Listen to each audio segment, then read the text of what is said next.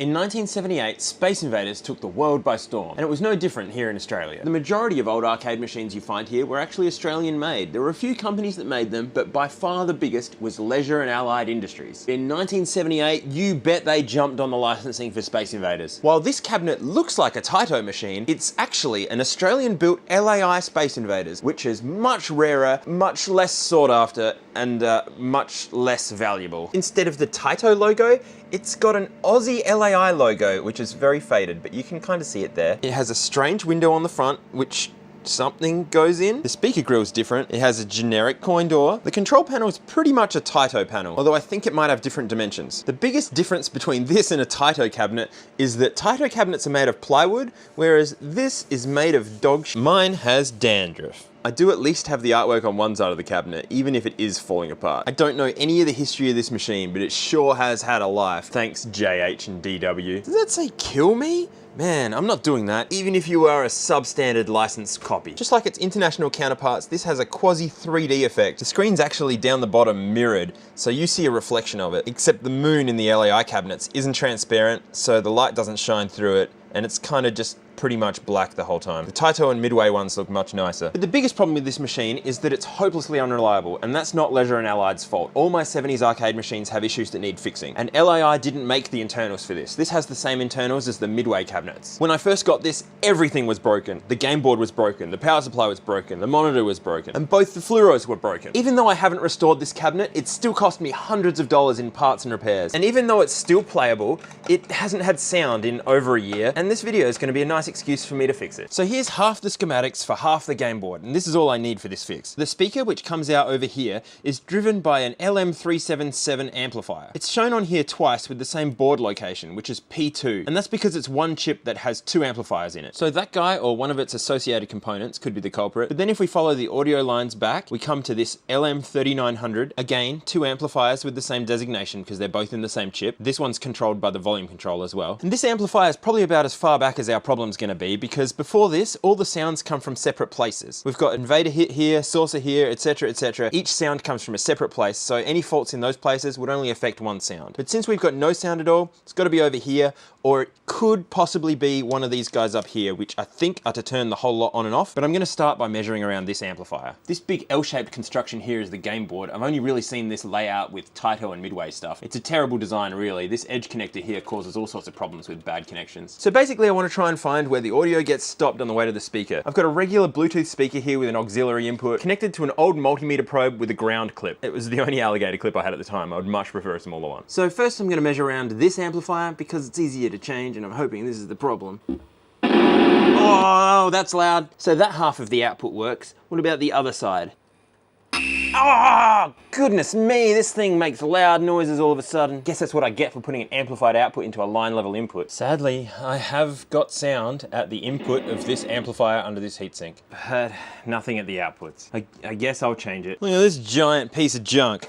So big, and all it does is play a black and white version of Space Invaders. And yet this was peak gaming in 1978. Look at how many of these chips have sockets. None of these were socketed to begin with. All of these have been replaced just to keep this thing running. And I'm terrified to work on it. Every time I touch this thing, I introduce new problems. So hopefully we can just replace this amplifier up here, and then we're done. The reason why these are such a pain to change is because there's so much metal that your soldering iron has to heat up to melt the solder, including the heatsink, which is made to suck heat away from stuff and stop it from getting hot. I'm not desoldering with the heat gun, I'm just warming everything up a bit so my soldering iron doesn't have to do quite as much work. Especially the heatsink, if I get this nice and warm, it means that once I put my soldering iron on it, the solder might actually melt.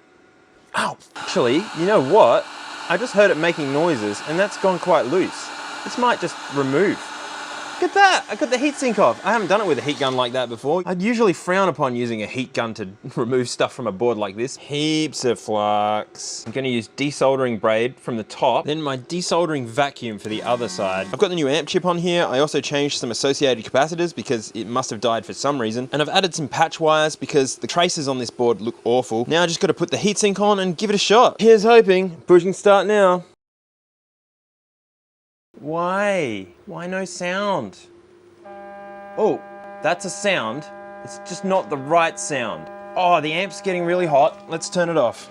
So after redoing the entire thing, I discovered that one of the speaker outputs is dead short to ground. And that's because past me is a bit of a dick. You see, the first time this chip blew, I hacked in an external amplifier until that blew as well. Then I went back to one of these chips. Except to run the external amplifier, I had to connect one of those speaker wires to ground. And that's what this solder blob here is for. Now, of course, I didn't think to get rid of that when I put the chip back to normal, so I've just killed 2 chips in a row. Hooray! Now these chips aren't made anymore, so I'm not very happy about that, but at least I know what the problem was. Alright, let's try again with less burning and failure. This time,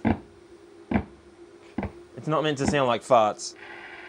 Now it's faded out. Since I can't trust Space Invaders to be reliable, I've decided to make a test rig for these amplifiers. I found a schematic online for how to make a stereo amplifier and just made half of it, so I'm testing one half of this chip at a time. It's connected to my function generator, so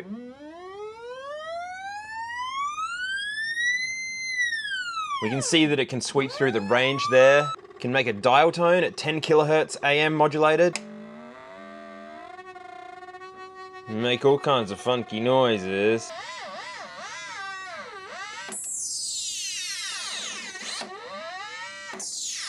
So obviously that half of this amplifier is working. I had suspected that these might be counterfeit because counterfeit chips are a huge problem online, but so far it's looking good. I've just changed the wires over to the other half of this amplifier chip, so hopefully the other side of this one works as well.